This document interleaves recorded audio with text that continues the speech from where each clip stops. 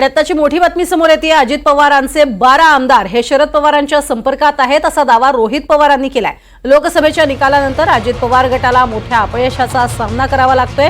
त्यामुळे अजित पवारांकडे गेलेले आमदार पुन्हा शरद पवारांकडे जाणार का असा सवालही उपस्थित होतोय। अजित पवारांचे 12 आमदार हे शरद पवारांच्या संपर्कात आहेत असा मोठा दावा रोहित पवार यांनी केलाय।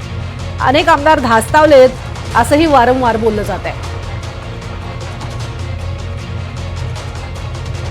19 आमदार हे पार्टी प्रमुखांच्या संपर्कात आहे, जे काही आम्हाला कळालेलं आहे। आणि 12 त्यांचे आमदार म्हणजे अजितदादा गटाचे हे भाजपच्या संपर्कात आहेत। ते 12 आमदार काय करतील हे पुढच्या काही दिवसात आपल्याला कळेल।